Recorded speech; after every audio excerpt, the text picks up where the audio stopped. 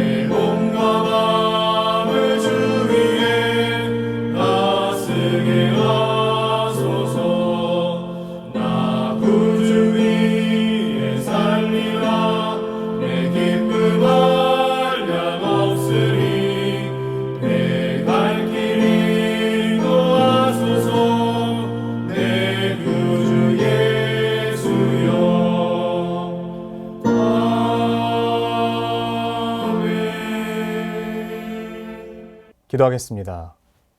사랑하는 주님, 오늘 하루도 우리에게 은혜의 선물로 허락하여 주심에 감사드립니다. 우리가 이 세상 가운데 살아가지 아니하고 하나님의 품 안에서 그리스도 예수를 그리워하며 살아갈 수 있도록 우리 가운데 주의 은혜를 알려주시고 주의 사랑을 부어주시고 주의 인도하심으로 날마다 걸어갈 수 있도록 우리 가운데 역사해 주심에 감사드립니다. 하나님, 우리가 주를 떠나 살 수 없는 존재임을 고백합니다. 늘 하나님 곁에 있을 그 존재임을 기억합니다.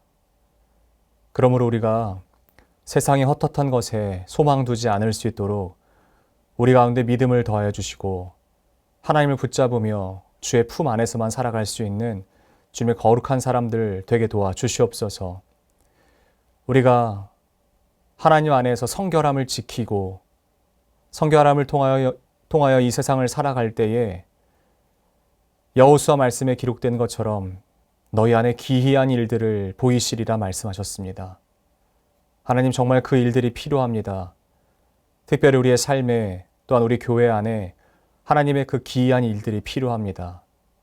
주여, 속히 행하시되 우리가 먼저 주님 안에서 성결하게 살아가게 하여 주시옵소서. 그 거룩함을 위하여 오늘도 주의 말씀 앞으로 나아갑니다. 이 말씀을 통하여 하나님의 마음을 보게 하시고 하나님께서 이 시대 가운데 우리에게 쥐어주신 그 소명이 무엇인지를 깨달아 우리 자신과 또한 우리 공동체와 이 나라를 위하여 하나님의 백성답게 살아가는 존재들 되게 하여 주시옵소서. 우리를 이끄사 인도하실 주 예수 그리스도를 신뢰하며 예수님의 이름으로 감사하며 기도드립니다. 아멘. 하나님께서 오늘 우리에게 주신 말씀은 이사야 43장 말씀입니다. 야곱아, 너를 창조하신 여호와께서 지금 말씀하시느니라. 이스라엘아, 너를 지으신 이가 말씀하시느니라. 너는 두려워하지 말라. 내가 너를 구속하였고 내가 너를 지명하여 불렀나니 너는 내 것이라. 내가 물 가운데로 지날 때에 내가 너와 함께할 것이라. 강을 건널 때에 물이 너를 침몰하지 못할 것이며 내가 불 가운데로 지날 때에 타지도 아니할 것이요 불꽃이 너를 사르지도 못하리니 대저 나는 여호와 내 하나님이요 이스라엘의 거룩한 이요 내 구원자임이라. 내가 애굽을 너의 속량물로 구스와 스바를 너를 대신하여 주었노라. 내가 내 눈에 보배롭고 존귀하며 내가 너를 사랑하였은즉 내가 내 대신 사람들을 내어주며 백성들이 내 생명을 대신하리니 두려워하지 말라. 내가 너와 함께하여 내 자손을 동쪽에서부터 오게 하며 서쪽에서부터 너를 모을 것이며 내가 북쪽에게 이르기를 내놓으라. 남쪽에게 이르기를 가두어 두지 말라. 내 아들들을 먼 곳에서 이끌며 내 딸들을 땅끝에서 오게 하며 내 이름으로 불려지는 모든 자 곧 내가 내 영광을 위하여 창조한 자를 오게 하라. 그를 내가 지었고 그를 내가 만들었느니라. 눈이 있어도 보지 못하고 귀가 있어도 듣지 못하는 백성을 이끌어내라. 열방은 모였으며 민족들이 회집하였는데 그들 중에 누가 이 일을 알려주며 이전 일들을 우리에게 들려주겠느냐. 그들이 그들의 증인을 세워서 자기들의 옳음을 나타내고 듣는 자들이 옳다고 말하게 하여 보라. 나 여호와가 말하노라. 너희는 나의 증인, 나의 종으로 택함을 입었나니 이는 너희가 나를 알고 믿으며 내가 그인 줄 깨닫게 하려 함이라. 나의 전에 지음을 받은 신이 없었느니라. 나의 후에도 없으리라. 나 곧 나는 여호와라. 나 외에 구원자가 없느니라. 내가 알려주었으며 구원하였으며 보였고 너희 중에 다른 신이 없었나니 그러므로 너희는 나의 증인이요 나는 하나님이니라. 여호와의 말씀이니라. 과연 태초로부터 나는 그이니 내 손에서 건질 자가 없도다. 내가 행하리니 누가 막으리요. 너희의 구속자여 이스라엘의 거룩하니 여호와가 말하노라. 너희를 위하여 내가 바벨론에 사람을 보내어 모든 갈대아 사람에게 자기들이 연락하던 배를 타고 도망하여 내려가게 하리라. 나는 여호와 너희의 거룩하니요 이스라엘의 창조자요 너희의 왕이니라. 나 여호와가 이같이 말하노라. 바다 가운데의 길을 큰 물 가운데에 지름길을 내고 병거와 말과 군대 용사를 이끌어내어 그들이 일시에 엎드려져 일어나지 못하고 소멸하기를 꺼져가는 등불 같게 하였느니라. 너희는 이전 일을 기억하지 말며 옛날 일을 생각하지 말라. 보라, 내가 새 일을 행하리니 이제 나타낼 것이라. 너희가 그것을 알지 못하겠느냐. 반드시 내가 광야의 길을 사막의 강을 내리니 장차 들짐승 곧 승냥이와 타조도 나를 존경할 것은 내가 광야의 물을 사막의 강들을 내어 내 백성 내가 택한 자에게 마시게 할 것임이라. 이 백성은 내가 나를 위하여 지었나니 나를 찬송하게 하려 함이니라. 그러나 야곱아 너는 나를 부르지 아니하였고 이스라엘아 너는 나를 괴롭게 여겼으며 내 번제의 양을 내게로 가져오지 아니하였고 내 제물로 나를 공경하지 아니하였느니라. 나는 제물로 말미암아 너를 수고롭게 하지 아니하였고 유향으로 말미암아 너를 괴롭게 하지 아니하였거늘 너는 나를 위하여 돈으로 향품을 사지 아니하며 희생의 기름으로 나를 흡족하게 하지 아니하고 내 죄짐으로 나를 수고롭게 하며 내 죄악으로 나를 괴롭게 하였느니라. 나 곧 나는 나를 위하여 내 허물을 도말하는 자니 내 죄를 기억하지 아니하리라. 너는 나에게 기억이 나게 하라. 우리가 함께 변론하자. 너는 말하여 내가 의로움을 나타내라. 내 시조가 범죄하였고 너의 교사들이 나를 배반하였나니 그러므로 내가 성소의 어른들을 욕되게 하며 야곱이 진멸당하도록 내어주며 이스라엘이 비방거리가 되게 하리라. 아멘. 저는 오늘 이사야 43장 18절부터 21절까지의 말씀을 중심으로 사막의 강을 내리라 라는 말씀의 제목으로 하나님의 말씀을 증거하도록 하겠습니다. 옛날 세설 신어라는 책이 있습니다. 그 책에 뒤집힌 둥우리 밑에 성한 알이 없다. 국가도 근본이 뒤집히면 백성도 따라서 망한다 라는 글이 기록되어 있다고 합니다. 3.1운동 때 유관순은 정말 가슴 아픈 역사로 우리가 알고 있습니다. 당시 3.1운동의 준비 과정이나 진행 과정에서 기독교의 역할은 매우 컸던 것을 우리 모두 다 알고 있지요. 잘 아시다시피 민족 대표 33인 중에서요, 기독교인이 무려 16명이나 됐다고 합니다. 당시 전체 인구가 1,700만 명이었다고 하는데 그 중에 기독교인의 숫자는 30만 명도 채 되지 않았다라고 말하죠. 퍼센트로 따져보면 1.8% 정도라고 합니다. 대략 한 2%밖에 남짓 되지 않은 그 기독교인들이 온 나라를 붙들고 지탱하고 이끌어가고 그들 가운데 선한 영향력을 행사했던 것을 볼 수 있습니다. 영적으로 살아 있었습니다. 지금은 그런데 그에 반해서 기독교인의 숫자가 온 국민 가운데 무려 15%까지 된다라고 말하는데도 불구하고 기독교가 세상을 이끄는 것이 아니라 세상이 기독교를 이끌어 이리저리로 휘둘림 당하고 있는 것 같아 보입니다. 잘 아시는 것처럼 유관순은 어릴 때부터 매봉교회에 교회학교 다녔다라고 말합니다. 총명하기도 했고요. 외국인 선교사가 이화학당 보통학과 입학을 시킬 정도로 남달랐던 것 같습니다. 그녀는 3.1운동에 참여하였죠. 독립선언서를 품고 그녀의 고향인 천안시 병천면에 내려와 아운의 장터에서 18살밖에 되지 않은 아주 어린 나이로 3월 1일 만세운동을 주도하였습니다. 신련형의 엄도를 받고 감옥살이를 하죠. 수많은 괴로움과 고통 가운데 있었지만 그녀는 감옥 속에서도 만세를 부르기를 멈추지 않았던 것을 볼 수 있습니다. 과연 상상할 수 있겠습니까? 그 고난의 정도가 얼마나 고통스러웠을지 우리는 상상할 수도 없습니다. 그로 말미암아 그녀는 1920년 10월 12일에 19밖에 되지 않은 꽃다운 나이로 서거합니다. 유관순 열세의 사망 소식을 접한 이화학당의 프라이 교장은요, 국제 언론에 호소하고 또한 일경으로부터 그녀의 시신을 인도받게 됩니다. 그 일본 경찰은 시신을 그냥 주는 것이 아니라 6토막 내어 석유 상자에 보관하고 있었죠. 코와 귀가 잘려 나가고 머리카락이 가죽채 벗겨 나간 것을 기록하고 있습니다. 유관순 열사는 이렇게 말합니다. 내 손톱이 빠져나가고 내 귀가, 내 코가 잘리고 내 손과 다리가 부러져도 그 고통은 이길 수 있다. 그러나 나라를 잃은 고통만큼은 견딜 수가 없습니다. 나라에 바칠 목숨이 오직 하나밖에 없는 것이 이 소녀의 유일한 슬픔입니다. 라고 그녀의 마지막 유언을 남겼다라고 말합니다.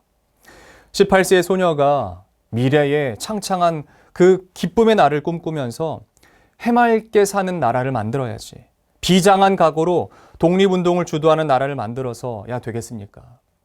오늘을 사는 우리의 사명은 18세의 소녀가요. 그 어린 나이의 소녀들이요.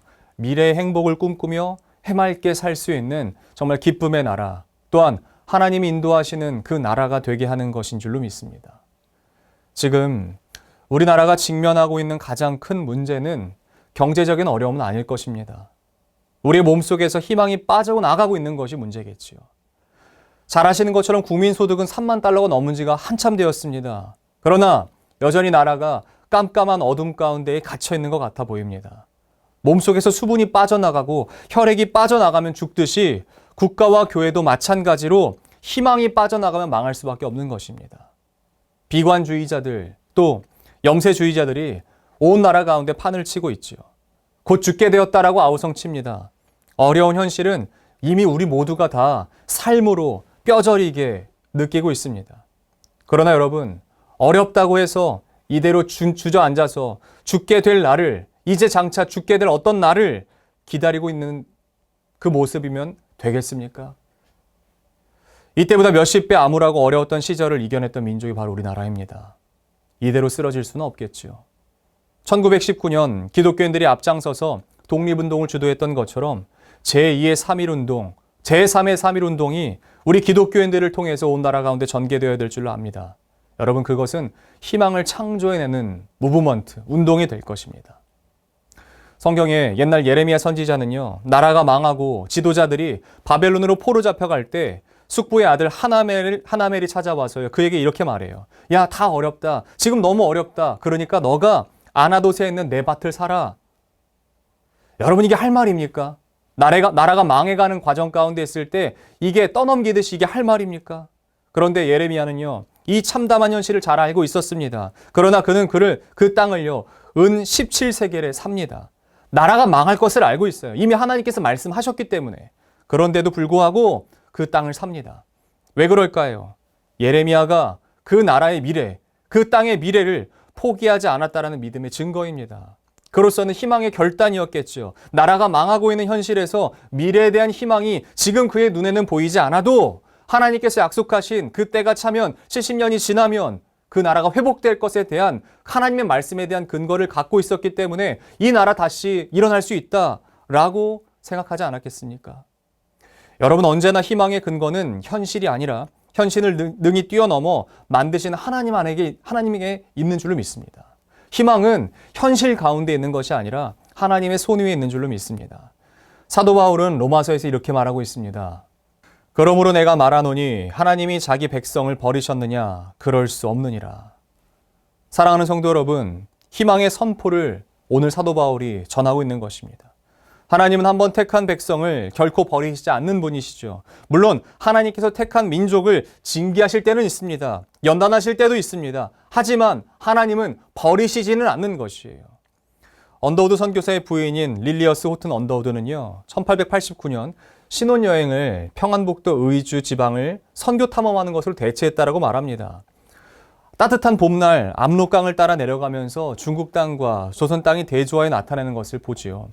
두 나라는 강 하나를 사이에 두고 있지만 마치 큰 바다를 사이에 둔 것처럼 너무나 극명하게 다른 어떤 모습들을 보였던 것 같습니다. 조선의 강가에는 소나무가 서 있고 중국 쪽에는 참나무와 낙엽송이 있었다라고 말해요. 조선 농가는 진흙집이었고 중국은 벽돌집과 기와집으로 가득했다고 이야기합니다.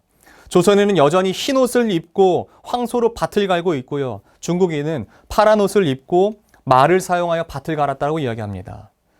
여러분, 여행객이 보기에도 한눈에 알아볼 정도로 조선과 중국은 달랐던 것이에요. 하나님께서 지지리도 못 사는 이 나라를 붙드시고 택하기 위하여, 세우시기 위하여 선교사들을 보내셨습니다.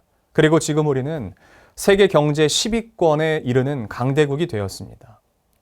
하나님의 마지막 때에 이 민족을 택하여 세계 선교를 맡기시려고 우리 가운데 이미 계획하시고 선교사들을 보내사 그 복음을 맡기신 줄로 압니다.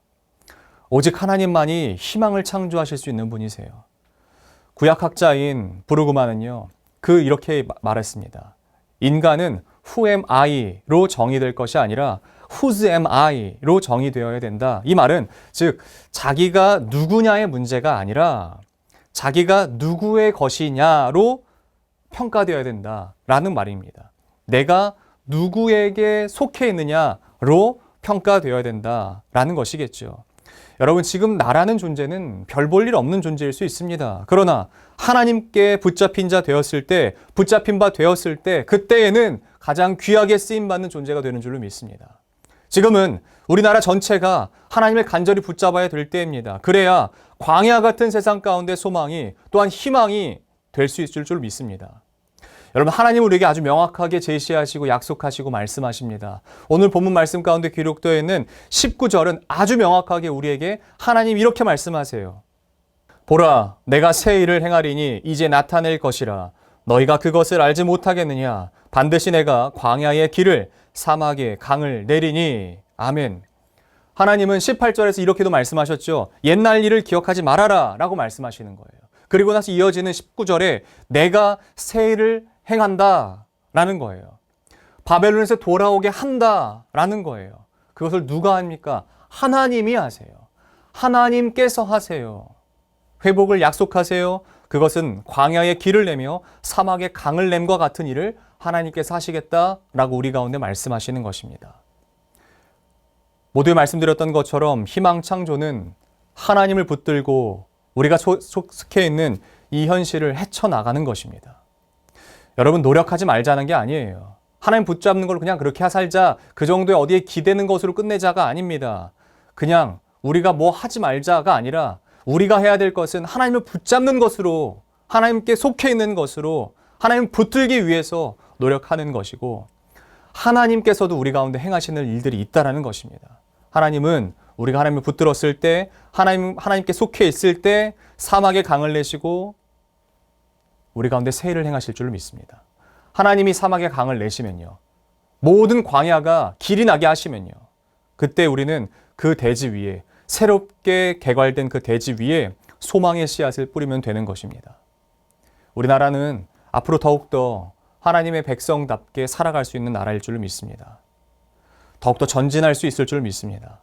그리고 그 길은 우리가 하나님을 온전히 붙잡을 때, 정말 오롯이 믿음으로 붙잡을 때 가능하게 될 줄로 믿습니다. 정말 계속해서 말씀드렸던 것처럼 우리가 마치 독립운동을 하는 투사들처럼 온 마음을 다해서, 온 힘을 다해서 하나님 아버지를 붙잡기를 소원합니다. 여러분, 그러면 하나님께서 우리 가운데 광야에 길을 내시고 사막 가운데에 강을 내실 줄로 믿습니다. 지금 살아서 역사하신 하나님 아버지 감사합니다. 하나님, 소망 없는 것들 가운데 우리의 마음 두지 않게 하시고 새 일을 행하시는 하나님께 우리의 마음을 두는 믿음이 있게 하여 주시옵소서. 절망 가운데 있는 상황을 비관할 것이 아니라 새 일을 행하실 하나님께 우리의 모든 기대와 소망을 두는 주님의 믿음 있는 사람들 다 되게 도와 주시옵소서. 우리 이어서 주님께서 가르치신 기도로 오늘 예배를 마치도록 하겠습니다. 하늘에 계신 우리 아버지, 아버지의 이름을 거룩하게 하시며 아버지의 나라가 오게 하시며 아버지의 뜻이 하늘에서 이루어진 것 같이 땅에서도 이루어지게 하소서. 오늘 우리에게 일용할 양식을 주시고 우리가 우리에게 잘못한 사람을 용서하여 준 것 같이 우리 죄를 용서하여 주시고 우리를 시험에 빠지지 않게 하시고 악에서 구하소서. 나라와 권능과 영광이 영원히 아버지의 것입니다. 아멘.